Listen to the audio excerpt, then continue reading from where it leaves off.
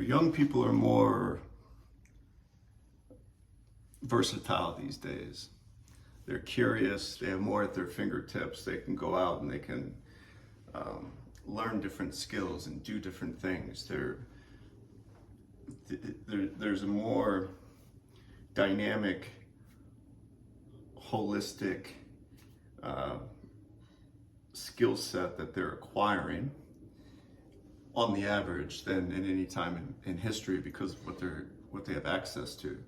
So if that's the case, then how does the future employee look? And how are we looking for that future employee?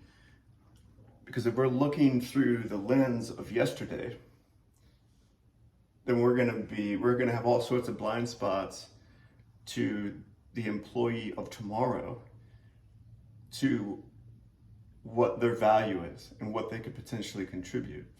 And here's why it's good for a company. If you have two people and one of them has lived their life risk averse and they've gone to school for the same thing and they've gotten that job and they've done that thing and they've stayed maybe at an employer for a long time, maybe not, depending on what stage of their career, doing that one thing.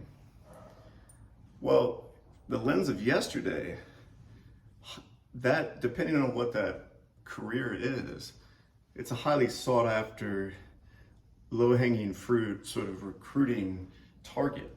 Because if I'm a recruiter, somebody says, go get a designer, or go get an ops manager, or go get a salesperson, I put that narrow lens on and I go and I try to find the resumes that have people that just like shines. Like, okay, they've done it a lot. Looks like they had success and they've done it. Oh, they did it at that company. Bam, bam, okay. Well, ask yourself, if you're hiring people with such a narrow lens and you're putting blinders on to all the other skills and attributes they may have, and you're not even looking for that stuff. You're not valuing it, you're not looking for it. You're just, ask yourself, how much of the talent pool out there are you missing? Especially as young people are becoming more and more multi-skilled and multi-dimensional, okay? Because what they're growing up with everything at their fingertips, they can learn anything, right? So you're missing out on all that. Then you hire this person and you just expect them to do that little thing. Well, what kind of ROI do you get out of a person that can do that one thing? I mean, you keep them in their lane, sure. But one, is there more they could contribute if it was recognized that they had more to contribute? And two, is there somebody else that you could have put in the position that could have brought, it's like the liberal arts philosophy, you get a little taste of everything so you can have a broader perspective. It makes you stronger, okay? Well, if I am missing out on all those other people and I have this one person, what's the ROI of these specialists in this workforce? Well, you gotta think some of the most progressive problem solvers in the world, they didn't get to that sort of forward-thinking, live in the solution mentality. They didn't get there because they followed a narrow path, right? They got there because they were willing to do some zigzagging. And if you can have someone like that who also has high character, then I believe there's a better ROI to an organization than the specialist, especially in a tough economy, especially with organizations that have limited resources like startups or early stage companies, right? So if I could get a bunch of, what would you call them? They'd be like utility players or like Scottie Pippins or those versatile sort of people that always end up creating championship teams. You know, if you go in history and you look at college championships in basketball, let's say, and NBA championships, you can always find that force, that person that was able to not only play different roles as needed, but just their attitude, their mentality, their can-do, their problem solving. It fed an energy on that team that catapulted them forward. An energy that was even more valuable than their superstar. Okay? Because it's an attitude, it's a mentality, it's an adaptability, it's a resilience. Okay? So when we look at the workforce, are we even training our recruiters to look for the versatile player? I don't think so. I think that they've got a box, and you have to have a certain type of position in a certain type of industry for a certain amount of time to move to the next level. They're not trained to look beyond that, you know? So if I'm looking for, say, 5 to 7 years of this specificity, then I'm eliminating the versatile player. I'm eliminating the six man, as in the six-man award in the NBA. I might be eliminating innovation and problem solving and resilience and courage and passion.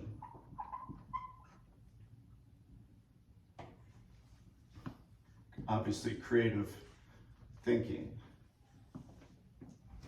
right? Attitude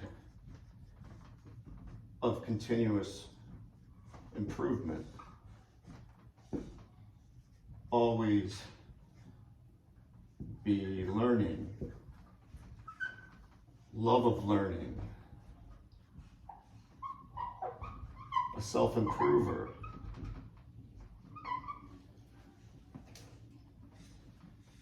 It's like we talk about how, if you ask any CEO that, any list I've ever read in terms of like, what do they feel like is lacking? It's coming from, you know, younger generations into the workforce, and you know, what do they desire more of?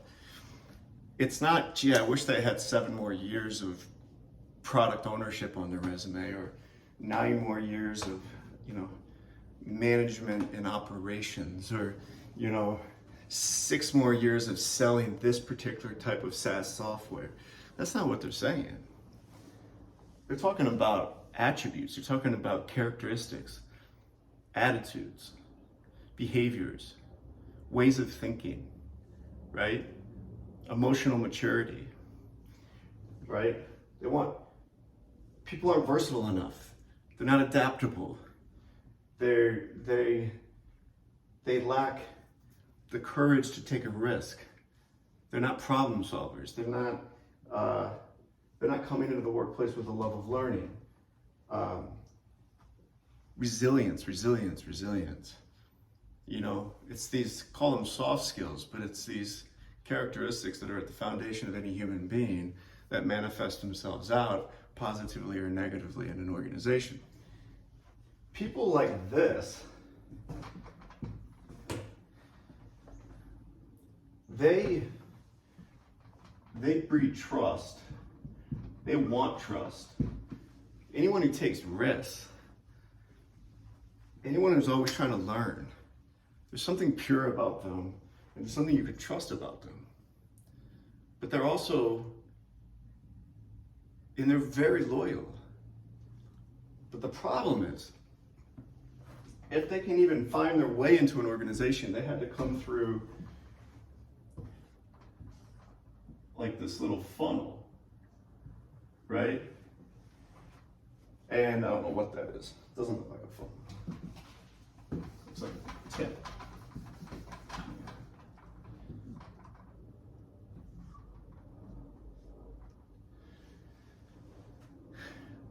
These people have to come through this funnel. So you've got all these attributes, right? But by the time they get down here and to the sausage maker,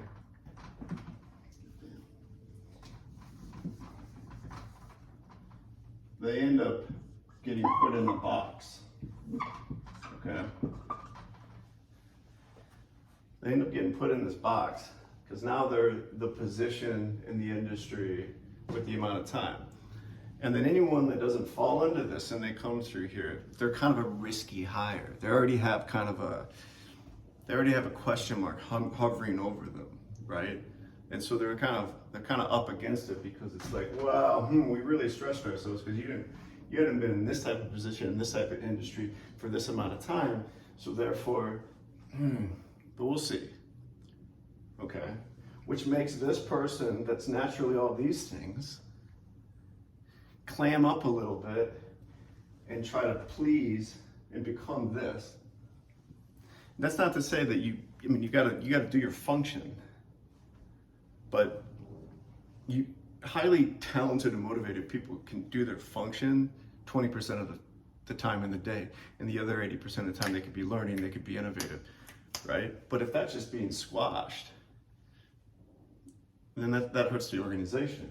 Because the problem is, this box that you just put this person in, well, it's managed by another guy in a box, or gal, right?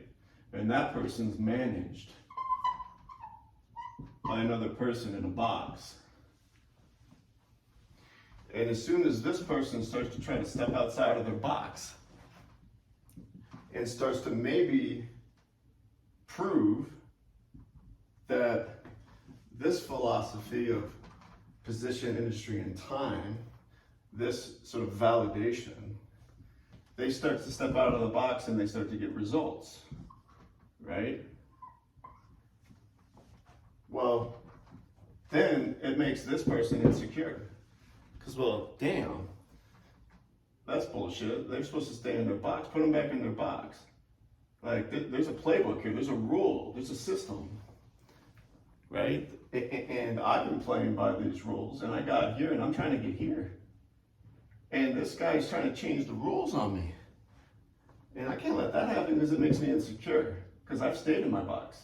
So therefore, I'm going to do things to put this person back in their box. I'm going to find, did you leave early on Friday? You didn't get this report in on time. I told you to do my weekly update. I see that you put the presentation together. I want you to fix these 17 things. Hey, if somebody has ill intent and they're your superior in an organization and they've lived enough time in the box, they have all sorts of techniques to put you back in the box. You know, at the top of it is like, you know, you're trying to build relationships, you're trying to do good, you're trying to be recognized. But this person keeps throwing you in the box, and sometimes this box is like, it's like isolation.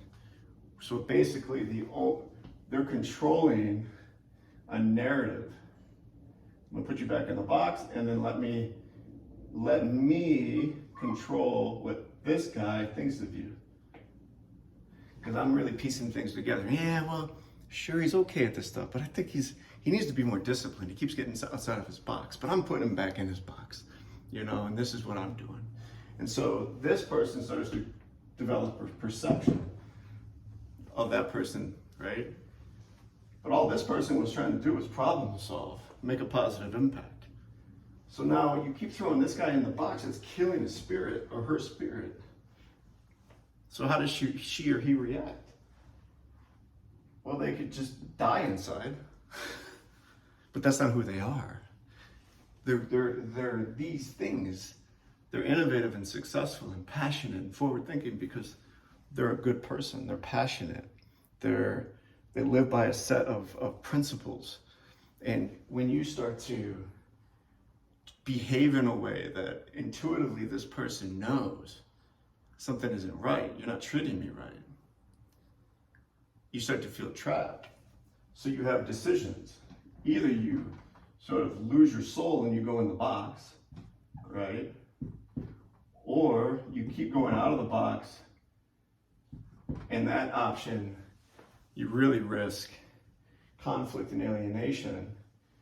And if this boss is your only sort of line of connection outside, then they're just going to keep squashing you. Or you just start playing a game, and you're like, well, let me try to go get lunch with this guy and that guy and that girl and that woman, and let me play this game because that's what it's all about. It's play the game, and it's worth it because I got value. But what the fuck? I know that everyone says, well, that's just how it is. But that's not what makes a good organization.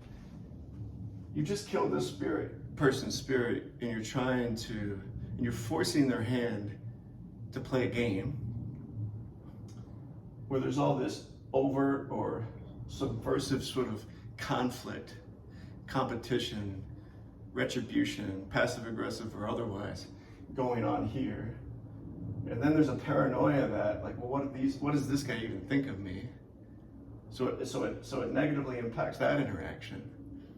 And this just permeates across an organization. This is dysfunctional. It's dysfunctional.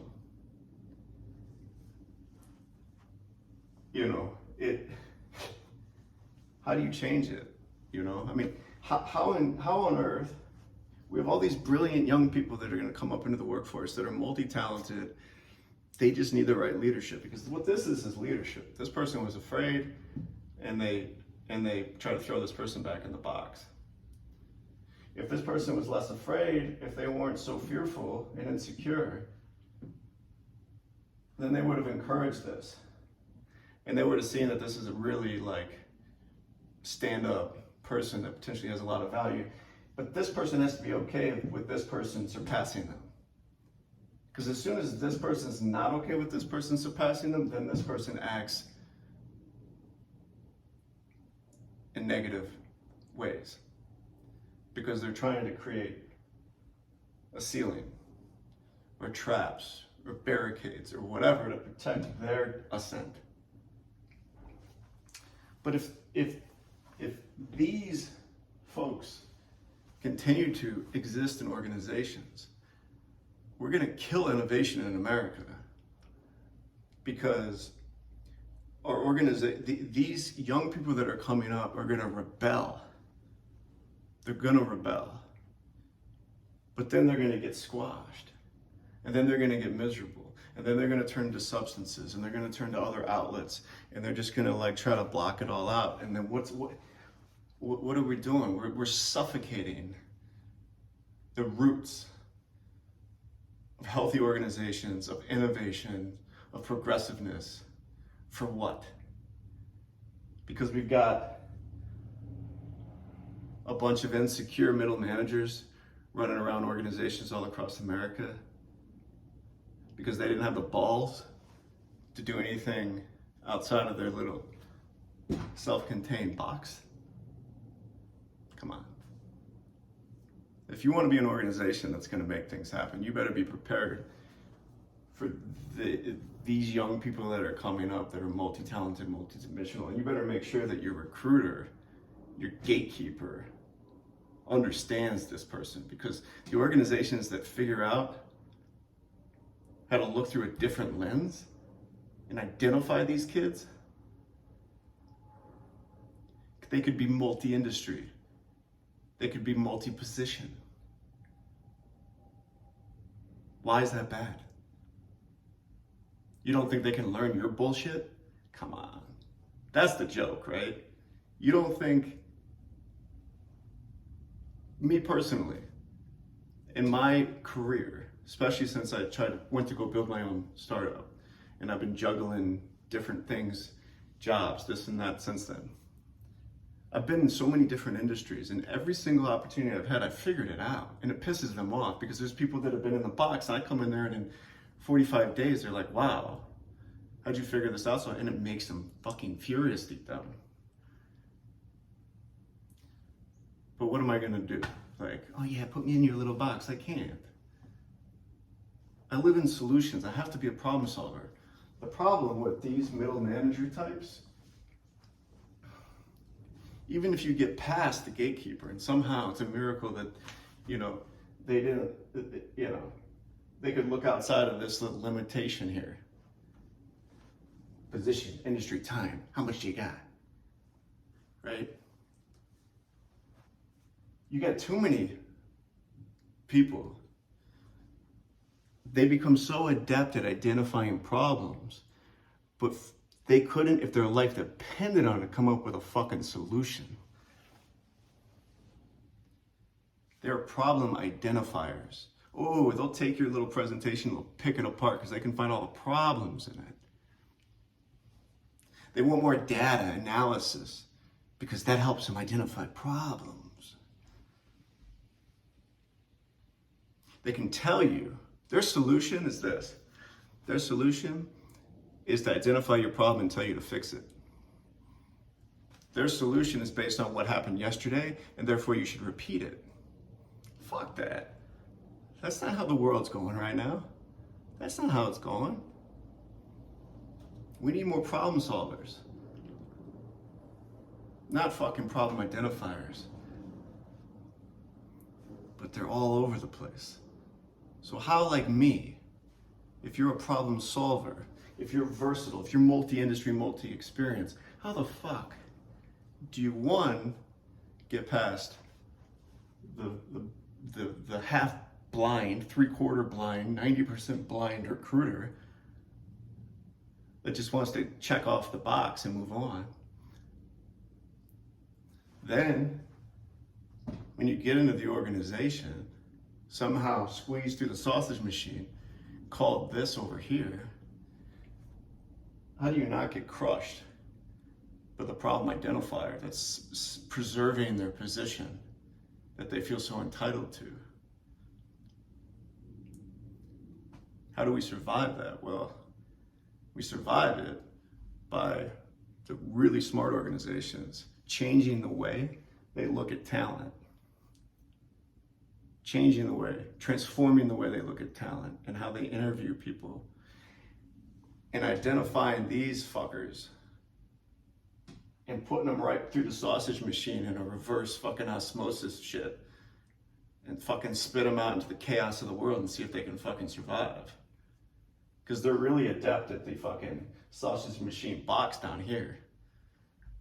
But the type of employee I want is the one that you could take from this box and shoot it out into the fucking chaos and see how they adapt, how they survive, how they problem solve. And see what kind of character they have when things get shaky. Because that's another thing about these folks sitting in the box, products of the sausage machine. A lot of them, you rattle their cage a little bit, things get a little bit uncertain. Watch. Their character's exposed, or lack thereof. But people that have been living in this world of authentic problem solving, authentic knowledge expansion, curiosity, they're used to this. Bring it on. Hey, this is the type of person I want in my organization. Yes, you need people that are comfortable inside a box for certain things. But it doesn't mean they have to become this person that I'm talking about. And they sure as hell shouldn't be squashing that which could not only help your organization reach new heights, but weather some very uncertain terms and problem solving those uncertain times and come out better versus the very predictable, repeated pattern of the life cycle of a company. Doesn't need to happen, but the problem is they go like this because it's filled with these right? They're the cancer fucking bringing it down. Now, you can say it's their fault and their funk all the way up, sure. But my point is, if you want to be a company that's going to make change happen, if you want to be a company that's built to last, you better find these guys and women. And you better attract them, you better understand their value, and you better position them in your organization for them to spread their wings. Because when you do, good things will happen.